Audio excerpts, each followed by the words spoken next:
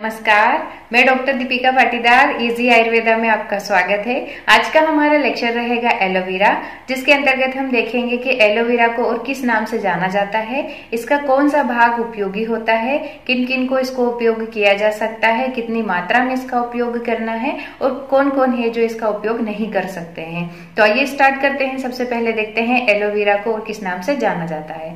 तो इसका जो अन्य नाम होता है वो होता है घृत कुमारी, क्योंकि इसको घृत के समान जो होता है इसमें से स्त्राव होता है, इसलिए इसको घृत कुमारी भी कहा जाता है। आमतौर पर गाँव में इसका नाम ग्वारपाठा के नाम से जाना जाता है और इसका जो लैटिन नेम होता है वो होता है एलोवेरा बार्बाडेंसिस, जो कि लिलिएसी फैमिली से बिलोंग करता है। अब देखते हैं कि इसका कौन सा भाग होता है जो कि उपयोगी होता है। तो बाहरी जो कांटे वाला भाग होता है उसको हटा देना है और जो अंदर का भाग रहता है, जो पल्प या जिसे हम गुदा कहते हैं, तो वो भाग इसका जो होता है वो उपयोगी भाग होता है, उसका उपयोग किया जा सकता है। अब हम देखते हैं कि इसका उपयोग कौन कर सकता है। तो सबसे पहले देखा जाए तो इसका उपयोग जो होता है सौंदर्य प्रसाधन के लिए सबसे ज्यादा किया जाता है। कॉस्मेटिक्स के नाम पे आजकल मार्केट में बहुत ज्यादा उपयोग किया जा रहा है। घर पे अगर गमले में अगर आप लगा के इसको यूज करेंगे तो वो ज्यादा बेनिफिशियल होता है, क्योंकि उसमें किसी भी तरह का कोई मिलावट वगैरह नहीं होगी, कोई नहीं की जाती और घर का जो रहेगा वो शुद्ध रहेगा।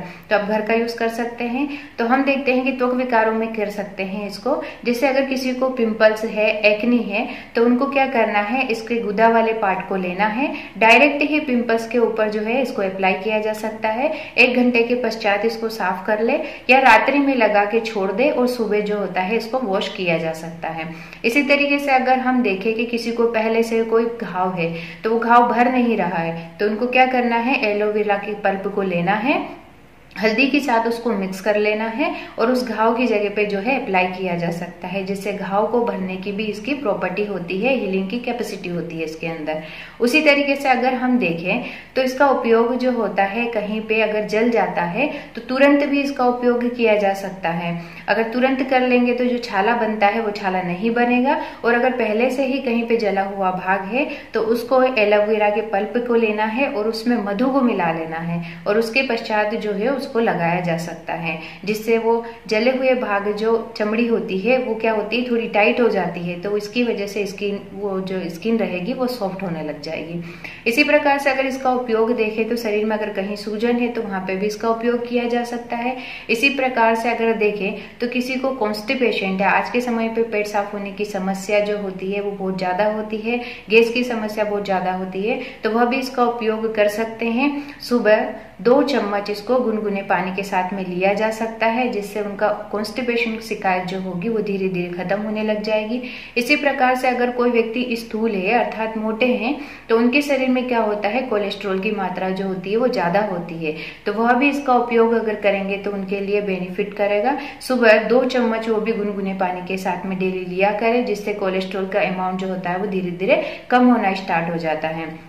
इसी प्रकार से हम इसका उपयोग देखें तो जब कभी क्या होता है, मसूड़ों से गम से जो होता है ब्लड आने लग जाता है, जिसको पायरिया कहा जाता है, तो उस कंडीशन में भी क्या करना है, मसूड़ों से में इसकी मसाज की जा सकती है, जिससे क्या होगा, वो ब्लीडिंग की कंडीशन जो हो रही थी वो खत्म हो जाएगी और साथ ही साथ मसूड़े जो होते हैं इससे मजबूत होते हैं। इसी प्रकार से देखा जाए तो रोग प्रतिरोधक क्षमता को बढ़ाने का भी ये काम करता है, तो इसका डेली भी उपयोग किया जा सकता है। बस इसकी मात्रा जो होती है उसको ध्यान रखना है।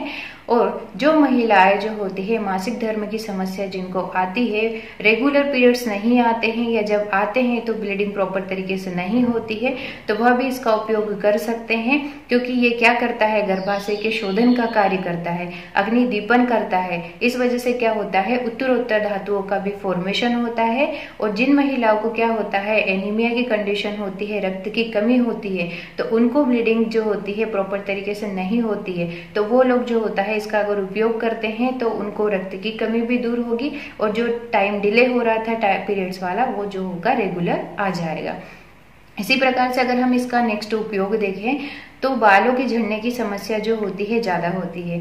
तो वह भी इसका उपयोग जो होता है अपने स्कैल्प के ऊपर जो होता है सिर के ऊपर डायरेक्ट गुदा या पल्प को अप्लाई कर सकते हैं। उसको 1 घंटे के लिए छोड़ दे, उसके पश्चात जो है उसको नॉर्मल वाटर से साफ करें। तो जिससे क्या होगा, बालों की झड़ने की समस्या जो होती है धीरे धीरे कम हो जाएगी। तो इस तरीके से इसका उपयोग जो होता है वो भी कर सकते हैं। जिनको जोड़ों के दर्द होता है तो दर्द निवारक की तरह भी जो होता है ये कार्य करता है। तो जो संधिवात जिनको है या दर्द हो रहा है घुटने में, तो वो क्या कर सकते हैं, इसका मालिश की जैसे जैसे अब वहां पे अप्लाई किया जा सकता है, वो उपयोग इसका कर सकते हैं। उपयोग जो देखे तो जो पेप्टिक अल्सर होता है या जिसे कहा जाए कि जिसे पेट में छाले हो जाते हैं, तो वह भी इसका उपयोग जो है वो कर सकते हैं। इसके साथ में ये क्या करता है, बॉडी को हाइड्रेट करने का काम करता है। मतलब हमारे शरीर में अगर पानी की कमी होती है तो उसको बना के रखता है, इसलिए इसका उपयोग जो होता है मात्रा पूर्वक आसानी से किया जा सकता है। अब हम देखें कि इसकी मात्रा क्या होनी चाहिए। तो एक्चुअल इसकी जो मात्रा जो होती है 5 to 10 ml होती है।